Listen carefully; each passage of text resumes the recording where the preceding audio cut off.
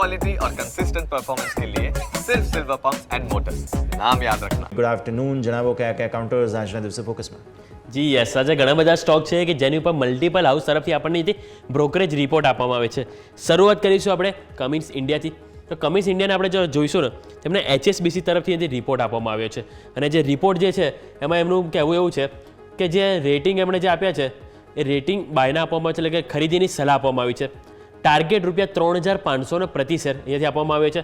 December ક્વાર્ટરમાં કંપનીનો નફો અનુમાન કરતાં સારો આવે છે, એટલે કે Q3માં નંબર સારા આવે છે અને અનેક સેગમેન્ટમાં કંપનીએ મજબૂત ગ્રોથ બતાવ્યો છે એવું માનવું છે HSBCનું, જેના કારણે તેઓ ખરીદવાની સલાહ આપી રહ્યા છે. બુલિશ વ્યૂ સાથે ટાર્ગેટ 3,500 આપી રહ્યા છે. આ વાતથી કમિન્સ ઇન્ડિયાની. નેક્સ્ટ વાત કરવા માંગીશ તો થર્મેક્સ ઉપર રિપોર્ટ આવ્યો છે જેફરીઝ તરફથી. ખરીદવાની સલાહ અહીંયા પણ આપવામાં આવી છે. ટાર્ગેટ છે અહીંયાથી ₹4,835 આપવામાં આવે છે. અહીંયા એમનું માનવું છે કે ઇબિડા અનુમાન કરતાં 29% ઓછા છે.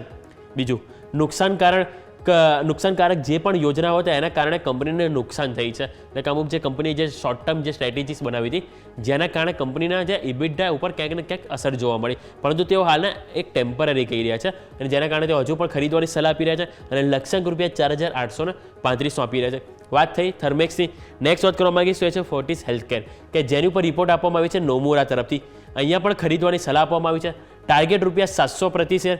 કંપનીની આવક અનુમાન કરતાં 2% વધારે આવી છે. હોસ્પિટલ સેગમેન્ટમાં આવક અનુમાન કરતાં સારી છે, એટલે કે હોસ્પિટલ સેગમેન્ટમાં સારી છે અને સાથે સાથે ઓવરઓલ જે આવક છે એ પણ જે કંપની માર્કેટમાં એસ્ટિમેટ હતા એના કરતાં કંપનીએ બીટ કર્યું છે. એ જ કારણે અહીંયાથી તેઓ ખરીદવાની સલાહ આપી રહ્યા છે. ટાર્ગેટ ₹700 અહીંથી આપી રહ્યા છે. નેક્સ્ટ આપણે ધ્યાન પર રાખ્યું છે VRL લોજિસ્ટિક ઉપર અહીંયાથી રિપોર્ટ આપવામાં આવે છે HSBC તરફથી. હોલ્ડ રેટિંગ અહીંયા આપવામાં આવે છે. ટાર્ગેટ ₹600 આપવામાં આવે છે. કંપનીની આવક અનુમાન કરતાં અહીંયા જોઈએ તો 2% વધારે જોવા મળી રહી છે.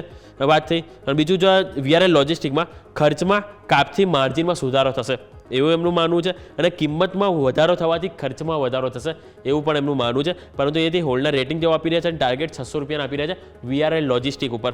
નેક્સ્ટ આપણે વાત કરવા માંગીશું અપોલો ટાયર્સ ઉપર. અપોલો ટાયર્સમાં આપણે UBSનો રિપોર્ટ આવ્યો છે કે જેમાં ખરીદવાની સલાહ આપવામાં આવી છે. ટાર્ગેટ ₹525 પ્રતિ શેર આપવામાં આવે છે. કંપનીનું પ્રદર્શન ભારતમાં નબળું અને યુરોપમાં સારું અહીંયાથી કહી રહ્યા છે. અમેરિકા અને સાઉદી અરેબિયામાં એક્સપોર્ટ માટે અહીંયાથી ખાસ કરીને મુખ્ય બજાર તેઓ અહીંયાથી કંપનીને જોઈ રહ્યા છે. પરંતુ એ હાલ તેઓ ભારતને નબળું કર્યું, પરંતુ બાકીના જે ઓવરઓલ અધર જે કન્ટ્રી છે ઓવરસીઝ કે જ્યાં તેઓ પરફોર્મન્સ સારું કરી રહ્યા છે ઇન ટર્મ્સ ઓફ એક્સપોર્ટ કે ઓવરઓલ પરફોર્મન્સમાં, એટલે કે અહીંયા ખરીદવાની સલાહ 525 ટાર્ગેટ અપોલો ટાયર્સ માટે UBS તરફથી. નેક્સ્ટ આપણે અપોલો ટાયર્સ ઉપર જ નિર્મલ બેંક તરફથી રિપોર્ટ આપવામાં આવી છે. ખરીદવાની સલાહ અહીંયા આપવામાં આવી છે. ટાર્ગેટ તમારે અહીંયાથી 529 રાખવાનો કીધો છે.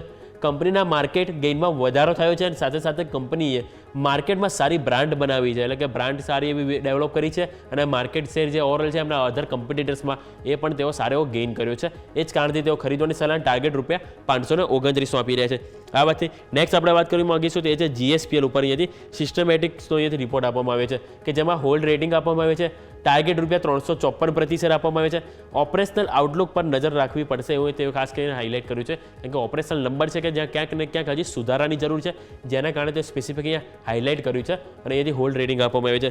નેક્સ્ટ આપણે નજર કરીશું તે ઓઇલ ઇન્ડિયા ઉપર યસ સિક્યોરિટીઝનો રિપોર્ટ આપવામાં આવ્યો છે. ખરીદવાની સલાહ ટાર્ગેટ અહીંયાથી જો આપવામાં આવીશું તો અહીંયા LIC ઉપર આપવામાં આવે છે 1,000નો. યસ સિક્યોરિટીઝ LIC ઉપર 1,000નો ટાર્ગેટ. કંપનીની યુલિપ પોલિસીમાં વધારો જોવા મળી શકે એવું એમને જે યુલિપ એટલે કે એમની જે યુનિટ લિંક ઇન્સ્યોરન્સ પ્લાન હોય છે કે જે પર્ટિક્યુલર ઇક્વિટીમાં જ ઇન્વેસ્ટ કરવામાં આવે છે, કે જે પ્લાન છે સ્પેસિફિક એમાં એથી ખાસ કરીને વધારો જોવા મળી શકે છે, જેના કારણે કંપનીનો ઓવરઓલ પ્રીમિયમ કલેક્શન વધશે અને ઓવરઓલ કંપનીની આવક વધશે, જેના કારણે કંપનીની પ્રોફિટેબિલિટી સુધરશે. એ કારણથી કંપની ઉપર બુલિશ અને ખરીદવાની સલાહ આપવામાં આવી છે. નેક્સ્ટ આપણે વાત કરીશું તો આ ઓવરઓલ આપણે વાત થઈ ઓઇલ ઇન્ડિયાની, એટલે કે અત્યારે એઝ ઓફ નાઉ અત્યાર સુધી આપણને આટલા જ બ્રોકરેજ હાઉસ જોવા મળે છે કે જેની ઉપર આપણને રિપોર્ટ આપવામાં આવે છે, કે જેમાં આપણે કવર કર્યું કમિન્સ ઇન્ડિયા ઉપર ખરીદવાની સલાહ, થર્મેક્સ ઉપર ખરીદવાની સલાહ, ફોર્ટિસ હેલ્થ ઉપર ખરીદવાની, VRL લોજિસ્ટિકો બાય હોલ્ડની સલાહ આપવામાં આવી છે, અપોલો ટાયર્સ ઉપર ખરીદીની સલાહ આપવામાં આવી છે અને સાથે આપણે જોઈએ તો GSPL ઉપર હોલ્ડ, LIC ઉપર ખરીદવાની સલાહ અને સાથે સાથે ઓઇલ ઇન્ડિયા ઉપર આપણને રેટિંગ આપવામાં આવે છે કે જેના ઉપર આપણને ખરીદીની સલાહ આપવામાં આવી છે. એટલે ઓવરઓલ આપણે વાત કરી કે 8 થી 10 સ્ટોક છે કે જેની ઉપર આપણને બ્રોકરેજ હાઉસ તરફથી અપડેટ આપવામાં આવી છે કે જેમાં આપણને એક્શન આવનારા દિવસોમાં પણ જોવા મળી શકે છે. યસ.